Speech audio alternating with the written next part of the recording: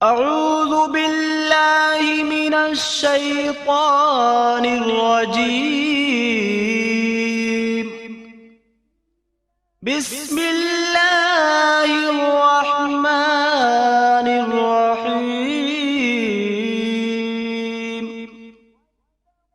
واتقوا یوما لا تجزی نفس عن نفس شيئا ولا يقبل منها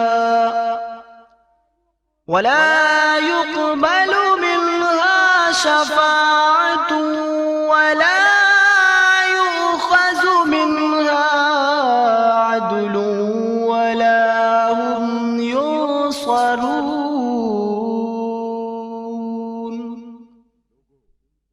لوگو، اس دن سے ڈرو کہ جس دن کوئی کسی کے کام نہ آئے گا اور نہ کسی کے حق میں کسی کی سفارش قبول ہوگی اور نہ کسی کی طرف سے کچھ بدلہ قبول کیا جائے گا اور نہ کسی کو کسی کی جانب سے کچھ امداد پہنچے گی۔ برادران اسلام، جس طرح انسانوں اور جنات کی عمر مقرر ہے اسی طرح اس عالم کی عمر بھی مقرر ہے۔ جب اس عالم کی عمر تمام ہوگی اچانک اس کے مجموعے کو موت آ جائے گی۔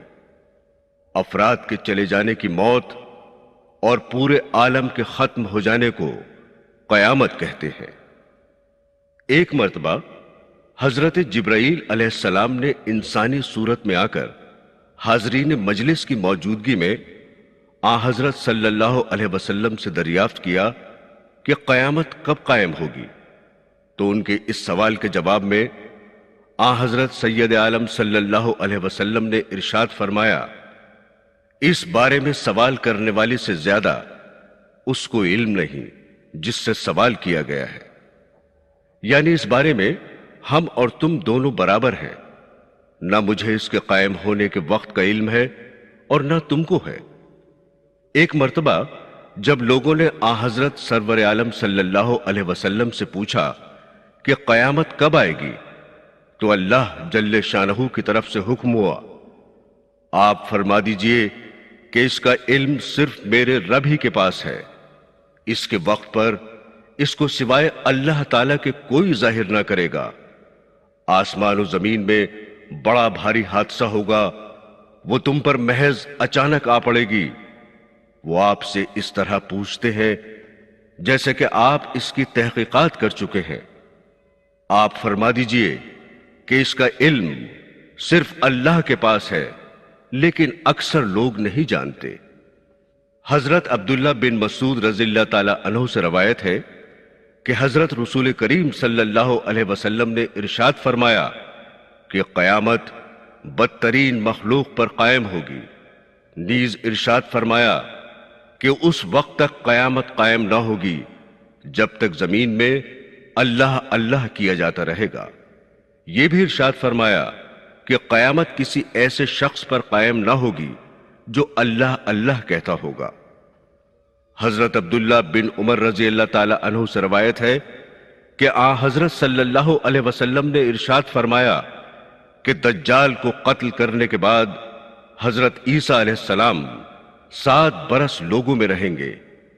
اس دور میں 2 آدمیوں کے درمیان ذرا دشمنی نہ ہوگی، پھر اللہ تعالیٰ ملک شام کی طرف سے ایک ٹھنڈی ہوا بھیج دیں گے جس کی وجہ سے تمام مومن ختم ہو جائیں گے، پھر بدترین لوگ رہ جائیں گے اور وہ بت پرستی میں مصروف ہوں گے اور ان کو خوب رزق مل رہا ہوگا اور اچھی زندگی گزر رہی ہوگی کہ سور پھونک دیا جائے گا۔ حضرات گرامی، سور ایک سینگ ہے جس میں پھونکا جائے گا۔ سور کی آواز سبھی سنیں گے، جو سنتا جائے گا دہشت کے سبب حیران ہو کر ایک طرف کو گردن جھکا دے گا اور دوسری طرف کو اٹھا دے گا۔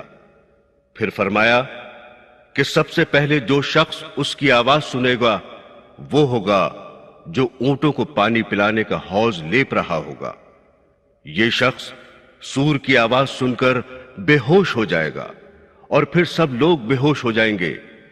پھر خدا ایک بارش بھیجے گا جو شبنم کی طرح ہوگی، اس سے آدمی اگ جائیں گے، یعنی قبروں میں مٹی کے جسم بن جائیں گے۔ پھر دوبارہ سور پھونکا جائے گا تو اچانک سب کھڑے دیکھتے ہوں گے۔ اس کے بعد اعلان ہوگا کہ اے لوگو چلو اپنے رب کی طرف، اور فرشتوں کو حکم ہوگا کہ ان کو ٹھہراؤ، ان سے سوال ہوگا۔ پھر اعلان ہوگا کہ اس سارے مجمع سے دوزخیوں کو علیحدہ کر دو۔ اس پر دریافت کیا جائے گا اللہ جل شانہ سے کہ کس تعداد میں کتنے دوزخی نکالے جائیں۔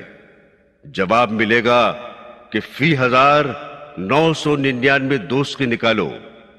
اس کے بعد حضرت سید عالم صلی اللہ علیہ وسلم نے فرمایا کہ یہ وہ دن ہوگا کہ جس کی ہیبت اور دہشت سے بچے بوڑھے ہو جائیں گے، اور یہ دن بڑا ہی مصیبت کا ہوگا۔ قرآن حکیم میں ارشاد ہوا ہے، اور سور میں پھونکا جائے گا سو بے ہوش ہو جائیں گے جو بھی آسمانوں اور زمین میں ہے، سوائے ان کے جنہیں اللہ چاہے گا۔ دوبارہ سور میں پھونکا جائے گا تو وہ فوراً کھڑے ہو جائیں گے ہر طرف دیکھتے ہوئے۔ آیات قرآنیہ اور احادیث نبویہ میں 2 مرتبہ سور پھونکے جانے کا ذکر ہے۔ پہلی مرتبہ سور پھونکا جائے گا تو سب بے ہوش ہو جائیں گے، پھر زندے تو مر جائیں گے، اور جو مر چکے تھے ان کی روحوں پر بے ہوشی کی کیفیت طاری ہو جائے گی۔ اس کے بعد دوبارہ سور پھونکا جائے گا تو مردوں کی روحیں ان کے بدنوں میں واپس آ جائیں گی، اور جو بے ہوش تھے ان کی بے ہوشی چلی جائے گی اور افاقہ ہو جائے گا۔ اس وقت کا عجیب و غریب حال دیکھ کر سب حیرانی سے تکتے ہوں گے، اور خداوند کریم کی بارگاہ میں پیشی کے لیے تیزی کے ساتھ حاضر کیے جائیں گے۔ حضور خداوندی میں 14 طبق کے دیوانی اور فوجداری مقدمات پیش ہونے کا یہی ایک دن ہے جس کی صبح سے شام پورے 50,000 برس میں ہوگی، جس کی سختی اور گھٹن سے تمام خاصان خدا اور تمام انجام سوچنے والوں کے پتے پانی ہو کر بہہ جائیں گے، کیونکہ اس دن مال و اولاد کچھ کام نہ آئے گی، بلکہ دنیا میں اگر ان کی وجہ سے یاد الہی میں غفلت ہوئی ہے تو مال اور اولاد وبال جان ہو جائے گی، جس کی دہشت ناک مثال یہ ہے کہ ایک پیغمبر علیہ السلام نے کئی ہزار برس کے بعد حضرت نوح علیہ السلام کے فرزند حضرت سام علیہ السلام کو اپنی قوم کے دکھانے کے لیے ازروئے معجزہ زندہ کیا، تو سام علیہ السلام ابن نوح علیہ السلام تھر تھر کانپتے ہوئے اور سفید داڑھی اور سفید سر کے بال لیے قبر سے نکلے۔ پیغمبر علیہ السلام نے ان کے سفید بال دیکھ کر از راہ تعجب فرمایا کہ اے سام، تمہارے زمانے میں سفید بال کہاں ہوتے تھے؟ یہ تو تمہارے بعد حضرت ابراہیم علیہ السلام کے وقت سے دنیا میں لوگوں کے سفید بال ہونے شروع ہوئے تھے، پس یہ تمہارے سفید بال کیسے ہو گئے اور تم یہ اس قدر کیوں کانپ رہے ہو؟ حضرت سام علیہ السلام نے جواب دیا کہ جب میری قبر شق ہوئی اور میں اس میں سے باہر نکلا تو میں یہ سمجھا کہ میدان محشر قائم ہو گیا ہے اور میں حساب کتاب کے لیے اٹھایا گیا ہوں، جس کی دہشت نے میرے سیاہ بالوں کو سفید کر دیا اور میں کانپتا ہوا اٹھا۔ حضرات گرامی، سب سے پہلے جناب رسول خدا صلی اللہ علیہ وسلم کی قبر شق ہوگی اور آپ مزار مقدس سے نکلیں گے۔ آپ کے بعد حضرت مسیح علیہ السلام، ان کے بعد تمام انبیاء و مرسلین اپنے اپنے مزاروں سے نکلیں گے، پھر صدیق و شہداء، پھر صالحین و عام مومنین، پھر جملہ مشرکین اور کافرین اپنے اپنے خاک ہونے کی جگہ سے اٹھیں گے، اور شدت ہول سے تمام مخلوق کی نظر آسمان کی طرف ہوگی اور سب برہنہ ہوں گے، کوئی کسی کی طرف نہ دیکھے گا، اور اگر کسی کی نظر کسی کی طرف پڑ بھی گئی تو وہ مارے دہشت اور خوف کے ایسی ہوگی جیسے صاحب نزع یا چھوٹے بچے کی نظر جملہ شہوات سے پاک ہوتی ہے۔ نیز تمام مخلوق اپنی قبروں اور اپنے خاکی مقاموں سے اٹھ اٹھ کر چلیں گے اور اس مقام پر خود سمٹ کر ٹھہر جائیں گے کہ جہاں سب کا حساب و کتاب ہونے والا ہے، اور جہاں عرش الہی نازل ہو کر حساب و کتاب کے بعد فرما برداروں کو اپنے سائے میں لے لے گا اور نافرمانوں کو جہنم کی طرف دھکیل دے گا۔ اس روز قسم پرسی کا عالم ہوگا جب تمام مخلوق ایک اس میدان عظیم میں جمع ہوگی کہ جہاں نہ کوئی درخت ہوگا نہ پہاڑ، بلکہ ایک نہایت صاف و شفاف چٹیل میدان ہوگا۔ اس وقت بحکم خداوندی سورج تمام مخلوق کے سروں سے 1 میل فاصلے پر آ کر استادہ ہو جائے گا، اور آسمان سے قسم قسم کی مہیب اور سخت ہولناک آوازیں مخلوق کے کانوں میں آنی شروع ہو جائیں گی، جو بجلی کی کڑک سے بھی زیادہ مہیب ہوں گی۔ نیز سورج کی جلن اور زمین کی تپن سے لوگوں پر پسینہ شروع ہوگا، اور بہتے بہتے ایک گرم کھولتے دریا کی طرح تمام میدان محشر میں پھیل جائے گا۔ لیکن رحمت الہی کی ایک آن اتنا ضرور کرے گی کہ وہ پسینہ نیک بندوں کے صرف تلووں تک ہوگا، اور پھر وہ پسینہ اعمال کے مطابق ترقی نما ہوگا، کسی کے ٹخنوں تک، کسی کے گھٹنوں تک ہوگا، کسی کے ناف تک، کسی کے سینے تک، اور سب سے زیادہ کافروں کے ہونٹوں تک بطور لگام کے ہوگا، اور وہ گرم سینے کے ایک گرم دریا میں ڈوبتے ہوئے ہوں گے۔ یا الہی الامان و الامان۔ برادران اسلام، اسی حالت میں عرصہ دراز تک طرح طرح کی مہیب آوازیں اور کلیجہ پھاڑ دینے والی قسم قسم کی خوفناک صورتیں دیکھتے رہیں گے۔ کوئی کسی کی بات نہ پوچھے گا اور کوئی کسی کا داد و فریادی نہ ہوگا۔ جب اس قسم پرسی کے عذاب کو ایک عرصہ دراز گزر جائے گا تو آپس میں کہیں گے کہ ہم تو سنتے تھے کہ قیامت میں حساب و کتاب ہوگا، عرش کا سایہ ہوگا، حوض کوثر ہوگا، میزان عدالت قائم ہوگی، خدائے کریم اپنے بندوں سے حساب لے گا۔ یہاں تو کوئی حساب ہے، نہ کتاب ہے، نہ داد ہے، نہ فریاد ہے، ایک عجیب قسم پرسی کا عالم ہے۔ پھر پورے 1000 برس بعد حضرت آدم علیہ السلام صفی اللہ کو ایک جگہ کھڑا ہوا پائیں گے، جن کے سامنے بہت کچھ رو دھو کر کہیں گے کہ للہ ہمیں بخشوائیے کہ آپ ہمارے باپ ہیں اور ہم آپ کی اولاد ہیں۔ حضرت آدم علیہ السلام صاف جواب دیتے ہوئے یہ فرمائیں گے کہ اے میری اولاد، آج ذات خداوندی نہایت غیظ و غضب میں ہے، آدم کی مجال نہیں کہ کسی کی سفارش کر سکے۔ اے میری اولاد، میں نے خلاف مرضی گیہوں کا ایک دانہ کھا لیا تھا، پس آج کے دن میں خود لرزتا ہوں کہ کہیں اس کے بدلے دوزخ میں نہ پہنچ جاؤں۔ تم لوگ حضرت نوح علیہ السلام کے پاس جاؤ، شاید وہ دروازہ شفاعت کھلوا سکے۔ پھر لوگ حضرت نوح علیہ السلام کے پاس جائیں گے، وہ بھی صاف جواب دیتے ہوئے فرمائیں گے کہ آج خدا کے دن ذات عالی جاہ اس قدر غصے میں ہے کہ میں اپنی ہی نجات کے لیے لرز رہا ہوں۔ تم حضرت ابراہیم خلیل اللہ کے پاس جاؤ۔ الغرض ایک عظیم مخلوق تمام پیغمبروں کے پاس سے ناکام و مایوس ہو کر سب سے آخر میں جناب رسول اللہ صلی اللہ علیہ وسلم کی تلاش کریں گے، اور ڈھونڈتے ڈھونڈتے آخرش ایک مقام پر آپ کو دیکھیں گے۔ آپ خدا جانے کب سے لوگوں کے انتظار میں کھڑے ہوں گے۔ حضور کو پاتے ہی مخلوق عرض کرے گی کہ للہ حساب و کتاب کا دروازہ کھلوائیے اور اس قسم پرسی کے عذاب سے نجات دلائیے کہ آپ خاتم النبیین ہیں۔ اگرچہ اوروں پر اللہ تعالیٰ کی خفگی اور غصہ ہو، لیکن آپ سے کچھ مواخذہ نہیں۔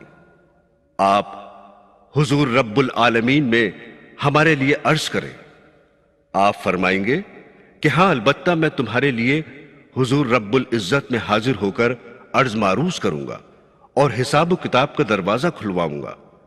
یہ کہہ کر حضور رب العالمین میں آپ کچھ مناجات کریں گے۔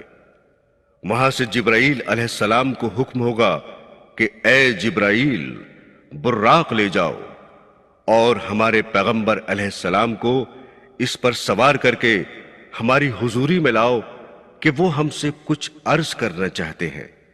جبرائیل علیہ السلام اسی وقت براق لے کر تمام مخلوق کے سامنے رسول اللہ صلی اللہ علیہ وسلم کے پاس آئیں گے۔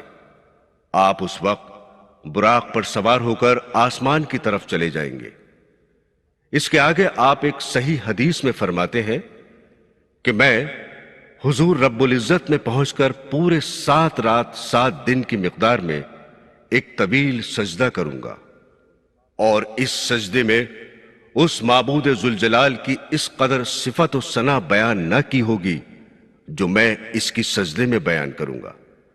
جب میری فریاد و مناجات انتہا کو پہنچ جائے گی تو مولا ذوالجلال کا غیظ و غضب رحمت کی طرف مائل ہوگا اور مجھ سے ارشاد فرمائے گا کہ اے نبی اپنا سر سجدے سے اٹھاؤ۔ میں جانتا ہوں کہ صفت و ثنا بیان کرنے سے جو تمہارا مقصود ہے، اور وہ یہ ہے کہ تم حساب و کتاب کا دروازہ کھلوانا چاہتے ہو اور شفاعت کی درخواست لائے ہو۔ اچھا، ہم اب تمہاری شفاعت کی درخواست کو منظور فرماتے ہیں اور اپنا تخت اجلاس زمین پر جلوہ آرا کرتے ہوئے اور مخلوق سے ان کے حساب و کتاب شروع کرتے ہیں۔ یہ حکم عالی سن کر رسول کریم صلی اللہ علیہ وسلم اسی براق پر سوار ہو کر زمین پر تشریف لائیں گے۔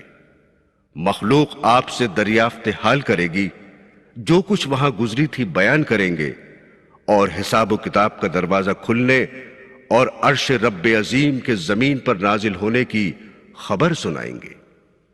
حضرات گرامی، حضرت صلی اللہ علیہ وسلم کی شفاعت ضرور ہوگی، اور حدیثوں میں جو کچھ آیا ہے سب حق اور درست ہے، لیکن شفاعت کے بھروسے پر عمل نیک نہ کرنا اور گناہوں میں مبتلا رہنا بڑی نادانی ہے۔ اب کون سا گنہگار اور نیک عمل سے خالی یہ کہہ سکتا ہے کہ میں دوزخ میں ہرگز نہ جاؤں گا اور بلا عذاب و حساب جنت میں پہنچ جاؤں گا؟ کوئی بھی یہ دعویٰ نہیں کر سکتا۔ پھر گناہوں پر جرأت کرنا اور نیکیوں سے خالی ہاتھ رہنا کون سی سمجھداری ہے؟ برادران اسلام، حضرت صلی اللہ علیہ وسلم کی شفاعت کی درخواست کی منظوری کے بعد 7 آسمانوں کے فرشتے تسبیح الہی کرتے ہوئے، جن میں ہر آسمان سے دوسرے آسمان کے فرشتے کی نورانیت اور تسبیح الہی کی گرج یا آواز ہولناک بہت زیادہ بڑی ہوئی ہوگی، تمام مخلوق پر 7 حلقے ڈال کر استادہ ہو جائیں گے۔ آگے مولا فرماتا ہے، اے تمام جن و انس، اگر تم کچھ جان رکھتے ہو تو زمین آسمان کے کناروں سے نکل جاؤ، پس ہرگز نہ نکل سکو گے۔ اس کے بعد فرشتوں کے 7 حلقے تسبیح الہی بند کر کے بالکل خاموش ہو جائیں گے۔ پھر یکایک اس بحر میدان میں حضرت اسرافیل علیہ السلام کو سور میں پھونکنے کا حکم ہوگا، جس سے واقعی تمام مخلوق بے ہوش ہو جائے گی۔ پس اس غشی اور بے ہوشی کے عالم میں خدائے رحمان کا عرش زمین پر جلوہ افروز ہوگا۔ پھر دوبارہ سور میں پھونکنے کا حکم ہوگا، جس سے تمام مخلوق کو افاقہ ہوگا اور اب جو آنکھیں کھول کر لوگ دیکھیں گے کہ اس تپتے ہوئے سورج کا نام و نشان نہیں، بلکہ نور عرش سے تمام میدان حشر روز روشن سے کہیں زیادہ روشن ہے، اور عرش الہی سامنے موجود ہے کہ اس کی مثال اور تشبیہ ممکن نہیں کہ دی جا سکے۔ حضرات گرامی، جب مخلوق کی نظر عرش الہی پر پڑے گی تو ساتھ ہی عرش الہی سے یہ فرمان صادر ہوگا کہ اے بندو، دنیا میں جو جو کام اور جو جو باتیں تم کرتے تھے وہ سب میں دیکھتا اور سنتا تھا، اور میرے مقرر کیے ہوئے فرشتے تمہاری ایک ایک بات اور ایک ایک فعل کو لکھ لیا کرتے تھے۔ بس خبردار ہو جاؤ کہ آج تم پر ایک سوئی کے ناکے کی برابر بھی ظلم نہ کیا جائے گا، اور صرف تم کو تمہارے اعمال نامے دکھائے جائیں گے۔ لہذا جو شخص اپنے اعمال نامے میں نیکیاں زیادہ لکھی ہوئی دیکھے وہ ہمارا شکریہ ادا کرے، اور جو اپنے نامہ اعمال میں ہماری نافرمانیاں اور گناہ زیادہ دیکھے وہ مجھے نہیں بلکہ اپنے نفس کو ملامت کرے اور اپنے کیے کو پہنچے۔ اس کے بعد ملائکہ کو ارشاد ہوگا کہ دوزخ اور جنت کو حاضر کیا جائے تاکہ میرے بندے سزا اور جزا کے مقامات کو دیکھ لیں۔ میرے دینی بہنوں اور بھائیوں، جب میدان محشر میں جنت اپنی نعمتیں لے کر اور دوزخ اپنے عذاب لے کر حاضر ہو جائیں گی تو پھر حکم الہی صادر ہوگا کہ تمہاری تمام نیکیاں اپنی اپنی صورت بن کر ہماری سرکار میں حاضر ہوں۔ یہ حکم عالی ہوتے ہی سب سے پہلے سلام ایک پیاری صورت بن کر حضور خدا بندی میں حاضر ہو کر عرض کرے گا کہ اے مولا کریم، میں سلام ہوں، پس میرے لیے کیا ارشاد ہے؟ جواب ملے گا کہ اے سلام، میرے عرش کے سامنے استادہ ہو اور ٹھہر کہ آج اپنے بندوں سے تمام رد و قد اور تمام سوالات صرف تیرے متعلق کروں گا۔ پس جس نے تیرا ساتھ دیا اسے بخشوں گا، اور جس نے تجھ سے روح گردانی کی اسے عذاب نار میں داخل کروں گا۔ اس کے بعد نماز ایک پیاری سی صورت میں حاضر ہو کر عرض کرے گی کہ اے خدائے بے نیاز، میں نماز حضوری میں حاضر ہوں۔ ارشاد ہوگا کہ ہمارے عرش کے سامنے استادہ ہو اور ٹھہر کہ آج اپنے مسلمان بندوں سے تیرے متعلق سوالات کروں گا۔ پس جس نے تجھے اپنے دم کے ساتھ رکھا ہوگا اسے بخشوں گا، اور جس نے تجھے اپنے ساتھ نہ لیا ہوگا اسے دوزخ میں داخل کروں گا۔ اس کے بعد ماہ رمضان ایک خوبصورت شکل میں حاضر ہو کر عرض کرے گا کہ ماہ سیام یعنی آپ کا پیارا روزہ حضور میں حاضر ہے۔ ارشاد ہوگا کہ ہمارے عرش کے سامنے استادہ ہو اور ٹھہر کہ تیرے متعلق بھی ہم بہت سے بندوں سے سوالات کریں گے۔ اس کے بعد حج و زکوٰۃ حاضر ہوں گے، اور پھر درجہ بدرجہ تمام نیک اعمال اپنی مختلف اور پیاری صورتیں لے کر حاضر ہو جائیں گے۔ اس کے بعد ملائکہ کو حکم ہوگا کہ جملہ مخلوق کے اعمال نامے زمین آسمان کے بیچ میں معلق کر کے اڑا دیے جائیں۔ چنانچہ اسی وقت تمام اڑا دیے جائیں گے، جو اڑتے ہوئے گردان کبوتر کی طرح اپنے اپنے عمل کرنے والے کے پاس پہنچیں گے، اور قریب کے فرشتے ان اعمال ناموں کو لے لے کر اچھوں کے داہنے ہاتھ میں دیں گے، اور بروں کے کمر کے پیچھے سے ان کا بایاں ہاتھ نکال کر انہیں دیں گے۔ حضرات گرامی، اس کے بعد ہر ایک قوم اپنے اپنے پیشوا سمیت بلائی جائے گی، اور پورے 1,24,000 نبی اپنی اپنی امتوں کو لے کر جدا جدا اور الگ الگ یکے بعد دیگرے پیش ہوں گے۔ پھر ان میں جو اپنے اپنے نبی کے فرما بردار رہے ہیں ان کو عرش مولا کے سائے میں زر نگار کرسیوں پر بیٹھنے کی برابر اجازت ملتی رہے گی۔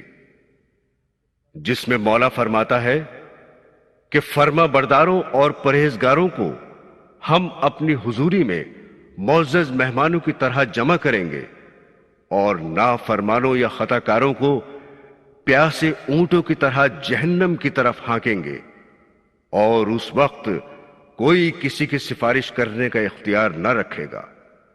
البتہ جس نے اللہ سے وعدہ نجات لے لیا، پس وہ وعدہ اس کا شفیع ہوگا۔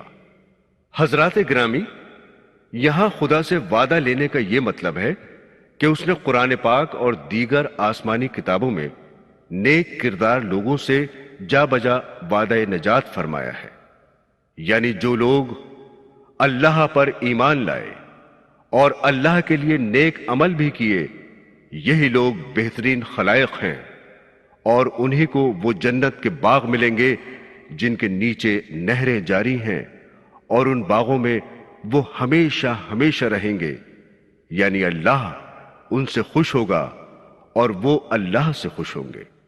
القصہ، تمام امتیں اور تمام قومیں اپنے اپنے پیغمبروں اور اپنے اپنے پیشواؤں کو آگے لیے ہوئے پروردگار عالم کی حضوری میں الگ الگ پیش ہوں گی، اور پیغمبروں کو جھٹلاتے ہوئے کہیں گی کہ انہوں نے ہمیں تیری توحید نہیں سکھائی، اور آج کے دن کی پیشی سے ہمیں نہیں ڈرایا۔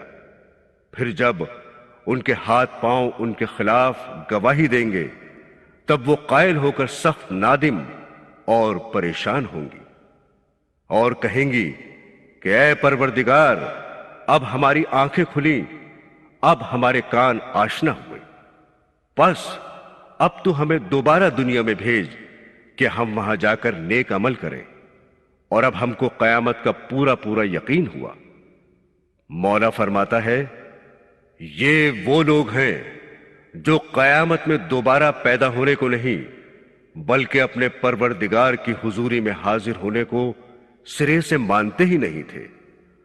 پس اے نافرمانو، آج کے دن تمہارا کوئی عذر قبول نہیں، کیونکہ بہت دنوں تمہیں مہلت ملتی رہی، اور جو جو کچھ سمجھانے کا حق تھا وہ تمہیں سمجھانے والوں نے سمجھایا، مگر تم نے ان کی ایک نہ سنی، اور اب تمہارا دنیا میں دوبارہ پیدا ہونا ناممکن ہے۔ حضرات گرامی، پیدائش آدم یا ابتدائے عالم سے جو بات آج تک ظاہر نہیں ہوئی تھی، آج اور اس وقت وہ بھرے محشر میں ظاہر ہوتی ہے، یعنی یہ کہ کوئی شخص کسی دوسرے کو یہ نہیں کہہ سکتا کہ یہ دوزخی ہے یا جنتی۔ پس آج اور اس وقت وہ لا علمی اور بے خبری کا پردہ اٹھاتا ہے، اور اب ہر شخص الگ الگ اور جدا جدا ہر ایک کو دیکھ لے گا کہ کون جنتی ہے اور کون دوزخی ہے۔ چنانچہ گھمسان پیشیوں کے دوران میں حضرت آدم علیہ السلام کو ندا ہوگی، حضرت آدم علیہ السلام لبیک کہتے ہوئے حاضر ہوں گے، ارشاد خداوندی ہوگا کہ آدم، میرے تمام بندے یا اپنی تمام اولاد کے 2 حصے کر دو، یعنی ایک حصہ جنت کے لیے اور ایک حصہ دوزخ کے لیے۔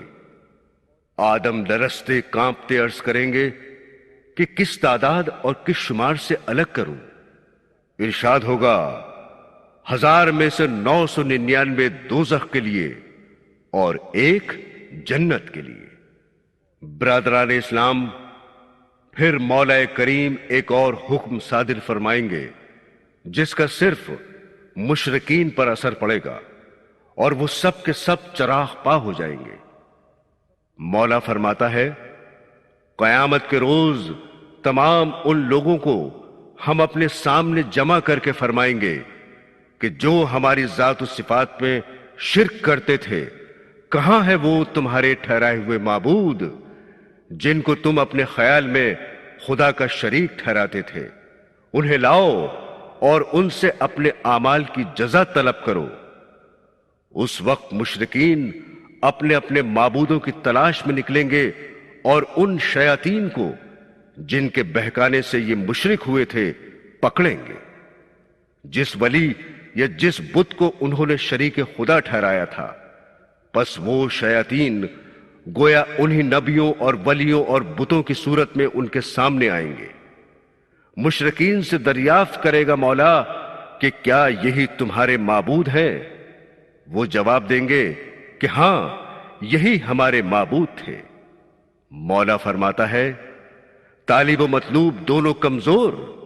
پھر فرشتے ان سے کہیں گے کہ اچھا اپنے ان معبودوں کو اپنے آگے لیے ہوئے کھڑے رہو اور پھر جہاں تمہیں یہ لے جائیں وہاں ان کے ساتھ جاؤ کہ یہ تم کو تمہارے اعمال کا اچھا بدلہ دیں گے۔ خاتم النبیین جناب رسول اللہ صلی اللہ علیہ وسلم فرماتے ہیں کہ قیامت میں 7 قسم کے لوگ عرش کے سائے میں ہوں گے، اور وہ نور کے ممبر اور نور کی کرسیوں پر بڑے اعزاز کے ساتھ بیٹھے ہوئے محشر کی جملہ کیفیات اور تمام مقدمات کی سیریں دیکھیں گے۔ اور وہ 7 قسم کے لوگ یہ ہیں: اول عادل بادشاہ یا ہر ایک منصف مزاج حاکم، دوسرا ہر ایک وہ شخص جو بعالم شباب یا جوانی میں نیک اور صالح رہا ہے، تیسرا ہر وہ آدمی جو محض اللہ کے واسطے کسی دوسرے سے محبت نہیں رکھتا تھا، چوتھا وہ بندہ جس کا مسجدوں میں ذکر الہی اور نماز کے لیے دل لگتا تھا، پانچواں وہ بندہ جو خیرات اپنی پوشیدہ کرتا تھا کہ ایک ہاتھ سے دے اور دوسرے ہاتھ کو خبر نہ ہو، چھٹا وہ شخص جو محض خوف الہی سے آنسو بہاتا تھا، ساتواں وہ کہ کسی کو اطلاع نہیں کہ وہ کن اوصاف کا بندہ ہوگا۔ برادران اسلام، قرآن پاک میں آیا ہے جس روز سور پھونکا جائے گا اس روز تم لوگ گروہ کے گروہ اللہ کے سامنے حاضر ہوں گے۔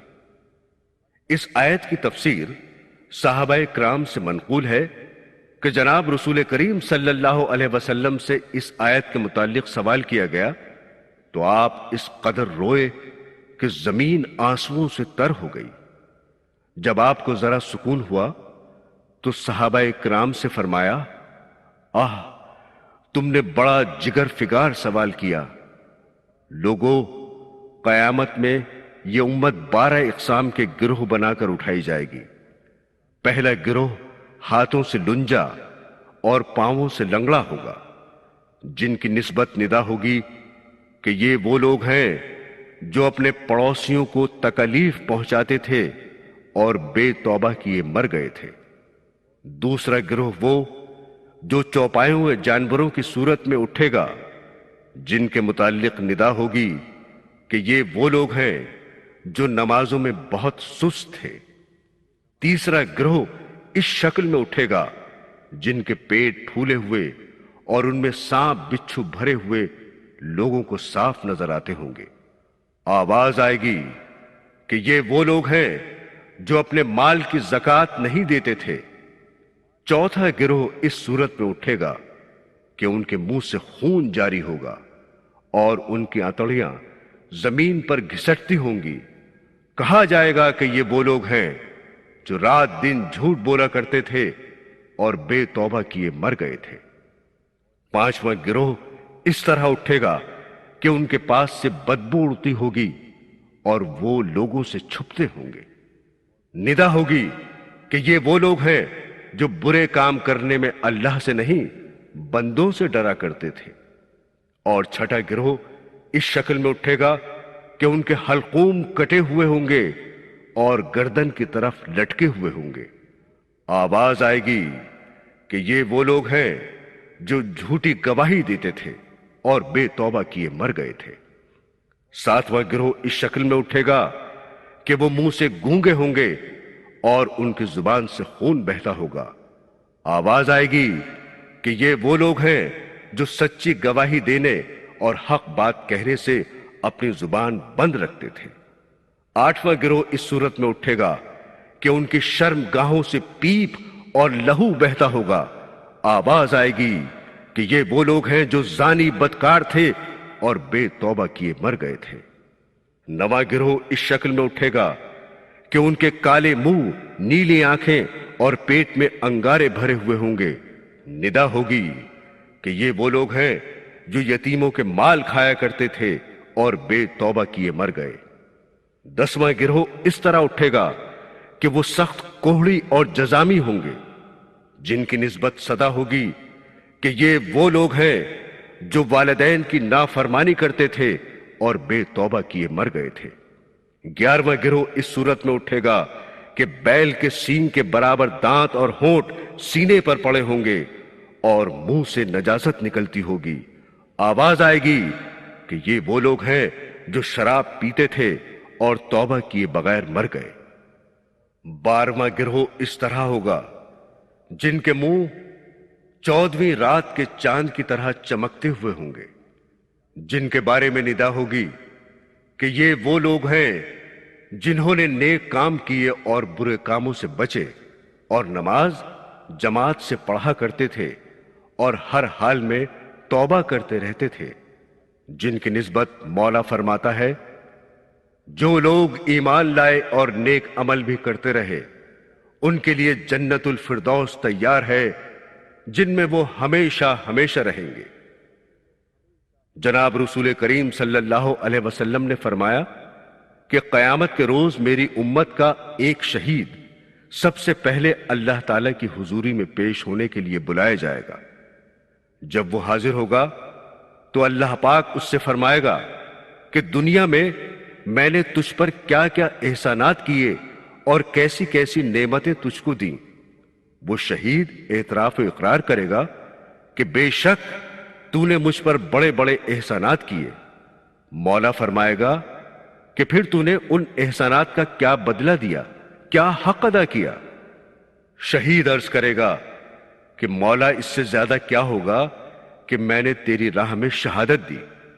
ارشاد ہوگا کہ اے شہید تو جھوٹا ہے، ہماری راہ میں شہید نہیں ہوا بلکہ تو اپنی قوم اور بہادری اور نام آوری کے لیے شہید ہوا، پس دنیا میں بہادر اور نام آور مشہور ہوا اور تو اپنی مراد کو پہنچا۔ جناب رسول اللہ صلی اللہ علیہ وسلم فرماتے ہیں کہ پھر ایک وہ عالم پیش ہوگا جس نے اپنی ساری عمر پڑھنے پڑھانے اور تلاوت قرآن پاک میں گزاری ہوگی۔ اللہ تعالیٰ اسے اپنے سامنے بلا کر فرمائے گا کیا میں نے دنیا میں تجھ کو فلاں فلاں نعمتیں نہیں دیں؟ عالم اقرار کرے گا اور کہے گا کہ بے شک تو نے بڑے بڑے احسانات فرمائے۔ ارشاد ہوگا کہ پھر تو نے ان احسانات کا کیا حق ادا کیا؟ عالم عرض کرے گا کہ مولا اس سے زیادہ اور کیا حق ادا ہوگا کہ میں نے اپنی تمام عمر تیرے پاک علم ہی کی خدمت میں گزار دی۔ ارشاد ہوگا اے عالم تو جھوٹا ہے، ہمارے لیے تو نے علم کی خدمت نہیں کی بلکہ تو نے اس لیے یہ کام کیا کہ لوگ تجھے بڑا عالم اور بڑا قاری کہیں، پس تو اپنی خواہش کے مطابق دنیا میں بڑا عالم اور قاری کہلا چکا۔ جناب رسالت مآب صلی اللہ علیہ وسلم فرماتے ہیں پھر ایک بڑا مالدار اور سخی حضور رب العزت میں پیش ہوگا جس سے اللہ تعالی تمام احسانات جتاتے ہوئے فرمائے گا کہ دنیا میں نے تجھے کیسی کیسی نعمتیں دیں اور کیا کیا انعام و اکرام فرمائے۔ مالدار اقرار کرتے ہوئے عرض کرے گا کہ بے شک تو نے مجھ پر بڑے بڑے احسانات فرمائے۔ ارشاد ہوگا اے مالدار اور اے سخی پھر تو نے ہمارے احسانات کا کیا حق ادا کیا؟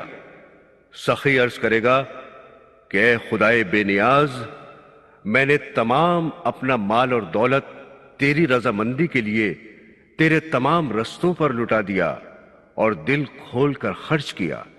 ارشاد ہوگا اے سخی تو جھوٹا ہے، ہماری رضامندی کے لیے تو نے خرچ نہیں کیا بلکہ صرف اس لیے تو نے دولت لٹائی کہ لوگ تجھے بڑا سخی اور بڑا فیاض کہیں۔ پس جس نیت سے تو مال خرچ کرتا تھا اس کا پھل تجھے مل گیا اور تو بڑا سخی اور بڑا فیاض مشہور ہو چکا۔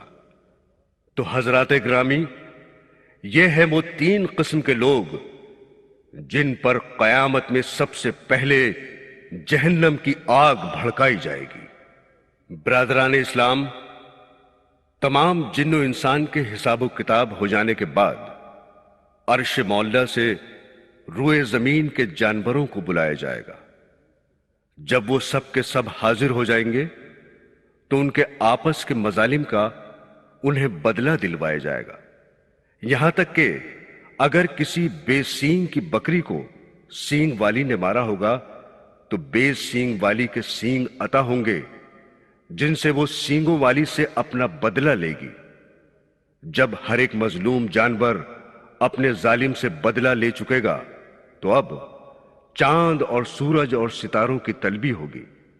جب یہ بھی حاضر ہو جائیں گے تو جانوروں اور چاند اور سورج اور ستاروں سے کہا جائے گا، سب کے سب تم خاک ہو جاؤ ابھی، بس یہی ہے تم کو حکم ایزدی۔ حضرات گرامی، جب تمام بے دین و مشرکین اپنے اپنے اماموں اور اپنے اپنے معبودوں کو لیے ہوئے دوزخ کی طرف روانہ ہو جائیں گے تو اب میدان حشر میں صرف وہی باقی رہ جائیں گے جو اس کے سچے ماننے والے اور خدا پرست ہیں، نیز ان کے ساتھ کچھ مسلم گنہگار بھی ہوں گے۔ مولا فرماتا ہے کہ اے نبی، ہم نے تمہیں حوض کوثر عنایت فرمایا جس کی لمبائی 1 مہینے کے رستے کی ہے، اور اس حوض کے چاروں طرف خالی کیے ہوئے موتیوں کے ہزارہا خیمے استادہ ہیں، اور اس حوض کا پانی برف سے زیادہ ٹھنڈا، شربت سے زیادہ میٹھا، دودھ سے زیادہ سفید اور مشک و گلاب سے زیادہ خوشبودار ہے، اور سونے چاندی کے کوزے یا آبخورے آسمان کے ستاروں کی طرح بے گنتی ان کے کناروں پر چنے ہوئے ہیں، اور لاکھوں ستاروں کی طرح چمکتے ہوئے آبخورے حوض کوثر میں تیر رہے ہیں۔ جو کوئی ایک مرتبہ اس حوض میں سے پانی پیے گا کبھی اسے پیاس نہ لگے گی۔ حضرت انس رضی اللہ تعالی عنہ فرماتے ہیں کہ ایک روز حضور آقا نامدار صلی اللہ علیہ وسلم سے میں نے اپنی شفاعت کے بارے میں دریافت کیا، قیامت میں انس اپنی شفاعت کے لیے حضور کو کہاں تلاش کرے؟ آپ نے فرمایا، اے انس، قیامت میں 3 مقام ہے کہ جہاں تم مجھے پاؤ گے۔ پھر جناب رسول اللہ صلی اللہ علیہ وسلم بحکم خداوندی تمام بخشے بخشائے لوگوں کو حوض کوثر کا پانی پینے اور پلانے کی اجازت دیں گے۔ جب حوض کوثر سے سیراب ہو کر صاحب ایمان بحکم ایزدی جنت کی طرف روانہ ہوں گے، اس وقت عرش الہی حجاب میں ہوگا، جس سے تمام لوگ محض اندھیرے میں کھڑے رہ جائیں گے، مگر ساتھ ہی ہر ایمان والے کو حسب مراتب نور کی شمع عنایت ہوں گی۔ پھر منافق اور بے دین لوگ دیکھیں گے کہ یہ صاحب ایمان نور کی شمع لیے عزت سے چلے آ رہے ہیں، اور یہ خود اندھیرے میں ایک مقام پر کھڑے ہیں، بے ساختہ پکاریں گے کہ اے لوگو، یہ نور کی شمع ہمیں بھی دے دو کہ ہم سخت اندھیرے میں برباد ہو رہے ہیں۔ صاحب ایمان جواب دیں گے کہ تم میدان محشر کی طرف واپس جاؤ، جہاں سے ہمیں یہ نور عطا ہوا ہے، وہیں سے تم بھی لے آؤ۔ یہ سن کر منافق اور بے دین لوگ میدان محشر کی جانب واپس ہونے کا ارادہ کریں گے، جنہیں سخت اندھیرا نظر آئے گا، اور یہ مجبور ہو کر انہی صاحب ایمان لوگوں کی طرف پلٹیں گے اور ان کی روشنی کے پیچھے گرتے پڑتے چلیں گے۔ برادران اسلام، اب ذرا شفاعت کے منظر کو بھی دیکھ لیجیے۔ جب حضرت آدم علیہ السلام اپنی تمام اولاد کے صفیں الگ الگ اور جدا جدا کر چکیں گے تو تمام یاجوج ماجوج اور جملہ کافرین و مشرکین اور تمام مسلم گنہگاروں کی 120 صفیں ہوں گی، اور ایمان والوں کی صرف 3 صفیں، اور تمام صفوں میں ہر صف کی درازی یا طول 40 برس کے رستے تک کا ہوگا۔ اہل جنت یا ایمان والوں کی وہ 3 صفیں اتنی خوبصورت ہوں گی کہ ہر شخص ان میں 14ویں کی رات کی چاند کی طرح چمکتا ہوگا، اور مخالفین کی صفیں اتنی بدصورت ہوں گی کہ ہر شخص کا سیاہ منہ ہوگا۔ جب یہ دونوں صفیں اللہ کے سامنے استادہ ہوں گی تو اب ان میں آمنے سامنے کی دیکھا بھالی اور شناخت شروع ہوگی۔ دوزخی اپنی نسبت سخت افسوس میں مبتلا ہوں گے، اور جنتی اپنے متعلق شادمانیاں کر رہے ہوں گے کہ اتنے میں دوزخ کی صف کا ایک گنہگار شخص جنت کی صف میں سے ایک شخص کو پہچان کر اسے آواز دے گا، کیا تو وہی ہے کہ دنیا میں ایک وقت کا بھوکا تھا اور میں نے تجھے کھانا کھلایا تھا؟ کیا آج اس احسان کا بدلہ جنتی ہو کر تو مجھے کچھ بھی نہ دے گا؟ وہ جنتی کہے گا، بے شک تو نے مجھ پر احسان کیا تھا اور مجھے کھانا کھلایا تھا، مگر آج اس کا بدلہ دینے کا مجھے کچھ اختیار نہیں۔ میں مولا سے درخواست کروں گا، وہاں سے جو بھی کچھ حکم ملے گا۔ جنتی عرض کرے گا، اے مولا کریم، مجھ پر اس کا بڑا حق ہے کہ اس نے ایک وقت میرا فاقہ مٹایا تھا اور مجھے کھانا کھلایا تھا۔ خالق دو جہاں کے حکم سے یہ جنتی اس مسلم گنہگار دوزخی کو جنت کی صف میں کھینچ لے گا، اور خدا تعالی کی قبولیت لامحدود کے صدقے اس کے احسان کا بدلہ اسے چکا دے گا اور اس دوزخی کو جنتی کر دے گا۔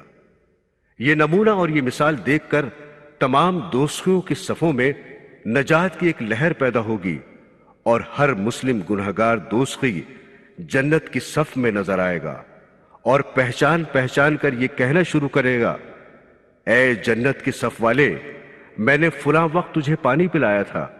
کوئی کسی کو پہچان کر کہے گا، میں نے ایک مرتبہ تجھے راستہ بتایا تھا۔ کوئی کسی کو پہچان کر کہے گا کہ میں نے تیرا قرضہ اتارا تھا۔ کوئی کسی سے کہے گا، میں نے تجھے ظالم کے ہاتھ سے چھڑایا تھا۔ جب مسلم گنہگاروں میں اپنے اپنے احسانات کا شور برپا ہوگا تو مولا کریم کو کہاں سہار کہ کسی جنتی پر کسی گنہگار دوزخی کا احسان باقی رہے۔ یہ عام حکم ہو جائے گا کہ اے جنتی لوگو، جس پہ جو احسان گنہگاروں کا ہو بے تکلف اپنی صف میں کھینچ لو، ان کا احسان ہم نہیں لیں گے کبھی، جاؤ ہم نے اپنی بخشش عام کی۔ پھر عرش مولا سے ایک عام حکم صادر ہوگا، جو جس کی عبادت کر رہا ہو وہ آج اپنے معبود کا ساتھ نہ چھوڑے۔ اس کے بعد رب العزت فرماتا ہے کہ ہم فرشتوں کو یہ حکم دیں گے، جو لوگ دنیا میں نافرمانیاں کرتے رہے ہیں ان کو اور ان کے ساتھیوں کو، نیز خدا کے سوا جن معبودوں کو وہ پوچھتے رہے ہیں، ان سب کو ایک جگہ جمع کرو اور پھر ان سب کو دوزخ کی طرف لے جاؤ۔ برادران اسلام، پھر تمام مخلوق کو اس پل صراط پر سے جانے کا حکم ہوگا جس کے نیچے جہنم جوش مار رہی ہوگی، اور اس کے دہکتے ہوئے انگارے پل صراط سے کہیں زیادہ اونچے اور بلند ہو کر پہاڑوں کی مانند جہنم میں گر رہے ہوں گے۔ پھر وہ انگارے نامعلوم کس کس کو اپنی دوزخ میں لے کر گریں گے۔ اس وقت تمام انبیاء اپنی اپنی امت کے لیے بے حد گریہ و زاری کرتے ہوں گے، اور جناب رسول اللہ صلی اللہ علیہ وسلم اپنی امت کے لیے فرماتے ہیں کہ خداوند میری امت کو صحیح و سالم پل صراط پر سے اتار دے۔ رب العالمین انہیں سلامتی کے ساتھ پل صراط پر سے گزار دے۔ پس جملہ مخلوق پل صراط پر چلنا شروع کرے گی، یہاں تک کہ ہر نفس اس پر سوار ہو جائے گا۔ جب سب لوگ اس پر مثل کشتی کے سوار ہو جائیں گے تو اس پل صراط میں زلزلہ آئے گا، جس سے نامعلوم کس قدر نافرمان دوزخ میں جا گریں گے۔ مگر ساتھ ہی حضور اقدس صلی اللہ علیہ وسلم یہ بھی فرماتے ہیں کہ فرما بردار لوگوں کے گروہ آن کی آن میں وہ 3000 برس کا راستہ پل صراط پر سے طے کر جائیں گے۔ سامعین گرامی، دوزخ میں ہمیشہ کے لیے کافر اور مشرک و منافق ہی رہیں گے، اور ان کو اس میں کبھی موت نہ آئے گی، نہ عذاب ہلکا کیا جائے گا جیسا کہ اللہ تعالی کا ارشاد ہے، اور جو لوگ کافر ہیں ان کے لیے دوزخ کی آگ ہے، نہ تو ان کو قضا آئے گی کہ مر ہی جائیں، اور نہ دوزخ کا عذاب ہی ان سے ہلکا کیا جائے گا۔